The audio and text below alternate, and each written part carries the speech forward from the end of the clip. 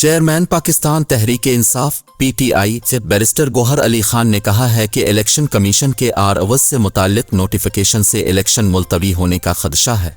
आर-इवज़ के खिलाफ हमारी दरख्वास्त की बुनियाद पर इलेक्शन मुलतवी नहीं होने चाहिए। इस्लामाबाद में मीडिया से गुफ्तगू करते हुए चेयरमैन पीटीआई बैरिस्टर गौहर अली खान का कहना था कि आज इलेक्शन का शेड्यूल आना था लेकिन जारी नहीं हुआ। इलेक्शन कमीशन शेड्यूल जारी करे। चेयरमैन पीटीआई का कहना था कि डिस्ट्रिक्ट अफसरान को आरओ नहीं बनाया जा सकता, इससे धांधली हो सकती है। जजों को रिटर्निंग अफसरान बनाया जाए जिससे इलेक्शन शफाफ हो। उनका कहना था कि इलेक्शन कमीशन के मुताबिक 8 फरवरी को इंतखाबात होने थे। इलेक्शन कमीशन ने पहले भी इंतखाबात मुलतवी होने का बहाना बनाया। हम सुप्रीम कोर्ट गए और 8 फरवरी को इलेक्शन का फैसला किया गया। बैरिस्टर गौहर अली खान का कहना था कि बानी पीटीआई मुल्क की मकबूल तरीन पार्टी के लीडर हैं।